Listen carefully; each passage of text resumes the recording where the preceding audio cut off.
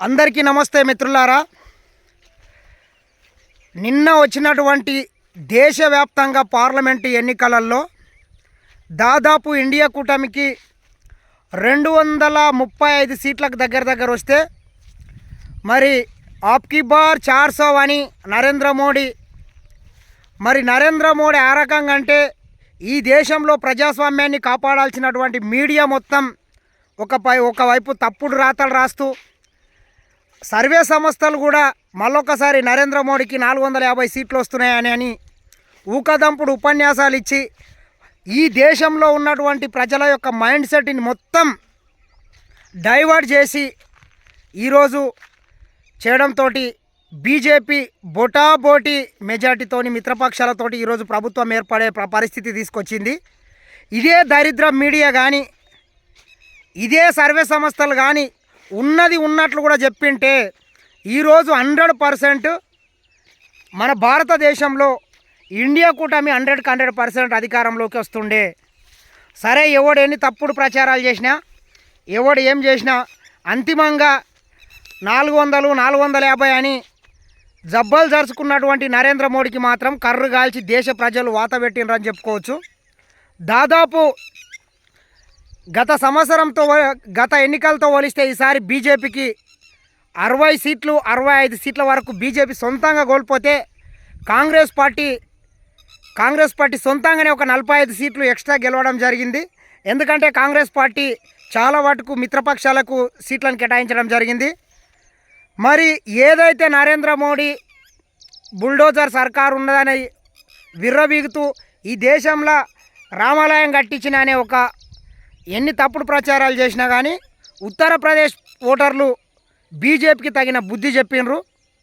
అంతిమంగా ఈ దేశంలో ప్రజాస్వామ్యం నిలబడాలన్నా, ఈ దేశ ప్రజలకు ఏదైనా మేలు జరగాలన్నా, రాజ్యాంగం రక్షించబడాలన్నా కాంగ్రెస్ పార్టీతోనే సాధ్యం, ఇండియా కూటమితోనే సాధ్యమవుతుందని ఈ దేశ ప్రజలు ఒక మెజారిటీ ప్రజలు నమ్మారు. కాబట్టి ఈరోజు ఇండియా కూటమికి చాలా వరకు ఆశించిన కన్నా ఎక్కువ ఈరోజు ఫలితాలు రావడం జరిగింది.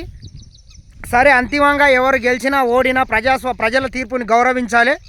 ఇకనైనా ఈ దేశంలో ఉన్నటువంటి మీడియా సంస్థలు పాలకులకు తొత్తులుగా మారకుండా ప్రజల పక్షాన నిలుస్తూ ప్రజల యొక్క సమస్యల కోసం నిరంతరం కృషి చేయాలి.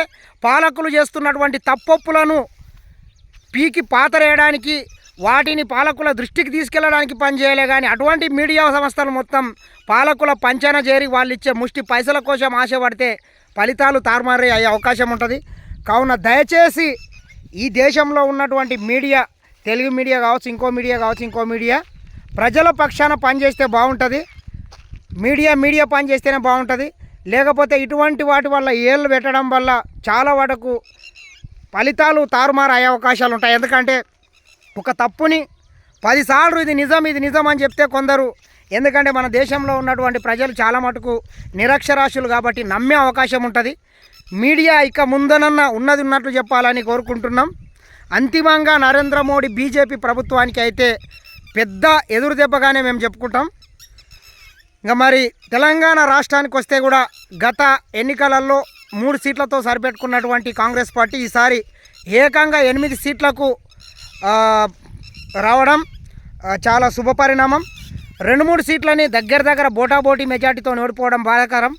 ముఖ్యంగా మా పాలమూరు సీట్ని ఒక 4,000 మెజార్టీతో మేము ఓడిపోవడం జరిగింది. ఈరోజు బీజేపీ కూడా మరి మెదక్లో ఒక 30,000 ఓట్లతో గెలిచింది, సికింద్రాబాద్లో ఒక 50,000 ఓట్లతో గెలిచింది. కానీ కాంగ్రెస్ పార్టీ అభ్యర్థులు గెలిచిన దగ్గర 4 లక్షలు, 3 లక్షలు, 2 లక్షలు భారీ మెజార్టీతో గెలవడం జరిగింది 8 సీట్లలో కూడా. అంతిమంగా ఓవరాల్గా చూస్తే ఓట్ షేర్ కూడా కాంగ్రెస్ పార్టీ చాలా వరకు రాబట్టింది.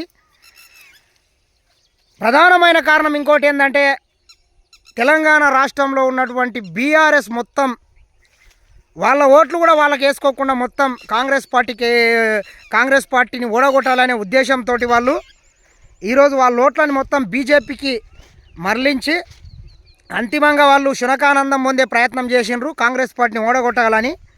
కానీ అంతిమంగా వాళ్ళు చేసినటువంటి ప్రయత్నం ఏదైతుందో వాళ్ళ బీఆర్ఎస్ పార్టీ చచ్చిపోతుంది, వాళ్ళకి అర్థమైతే లేదు. కానీ తెలంగాణ రాష్ట్రంలో వాళ్ళ ఏదైతే కపట నీతితోని కాంగ్రెస్ పార్టీని ఓడగొట్టాలని అయితే ఎక్కడైతే పనిచేసినరో అదే వాళ్ళ వాళ్ళ కురితాడుగా మారబోతుంది. భవిష్యత్తులో తెలంగాణ రాష్ట్రంలో గతంలో బీఆర్ఎస్ పార్టీ టీఆర్ఎస్ పార్టీ ఉండేదని చరిత్ర చెప్పుకోవడానికే పనికొచ్చే విధంగా వాళ్ళ ప్రదర్శన ఉంది. కనీసం వాళ్ళ ఓట్లు వాళ్ళు వేసుకున్నా కానీ ఈరోజు ఫలితాలు మొత్తం తారుమారాయి కాంగ్రెస్ పార్టీ 12-13 సీట్లు గెలిచే అవకాశం ఉండే, కానీ వాళ్ళిద్దరు దొంగలే.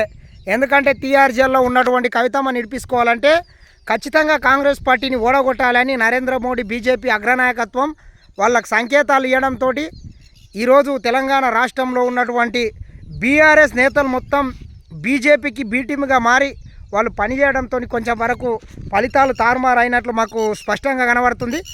సరే, అంతిమంగా ఏది ఏమైనా ప్రజాస్వామ్యం ఎట్లుంటుంది, మరి నరేంద్ర మోడీ మరొకసారి తన అహంకారాన్ని తగ్గించుకుంటాడా లేడా చూడాల్సిన అవసరం ఉంది.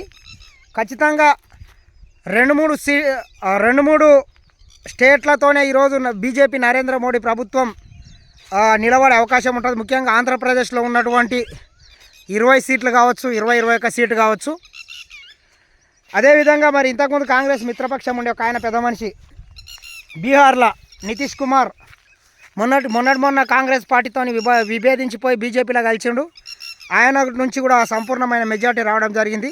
ఒక 2-3 పార్టీలు మద్దతు ఉపసంహరించుకుంటే నరేంద్ర మోడీ ప్రభుత్వం కూడా ఈరోజు మైనార్టీలో పడే అవకాశం ఉంది. చూద్దాం ఏ రకంగా ఉంటుంది. అంతిమంగా కాంగ్రెస్ పార్టీని ఆదరించినటువంటి తెలుగు రాష్ట్రాల ప్రజలకు, ఈ దేశంలో ఉన్నటువంటి ప్రతి కాంగ్రెస్ పార్టీ అభిమానికి అందరికీ ప్రత్యేకంగా ధన్యవాదాలు. ఖచ్చితంగా రాబోయే రోజుల్లో మాత్రం ఇండియా కూటమికి కాంగ్రెస్ పార్టీకి మంచి భవిష్యత్తు ఉంటుందని మేము అనుకుంటున్నాం. ఎందుకంటే గతంలో కూడా కాంగ్రెస్ పార్టీ గతం కన్నా చాలా మెరుగైన ఫలితాలు ఈసారి సాధించింది. అత్యధిక సీట్లు మిత్రపక్షాలకు కేటాయించినా కానీ దాదాపు కాంగ్రెస్ పార్టీ సొంతంగా కూడా ఈరోజు 99 సీట్లల్లో గెలవడం జరిగింది. మరొకసారి అందరికీ పేరున ధన్యవాదాలు.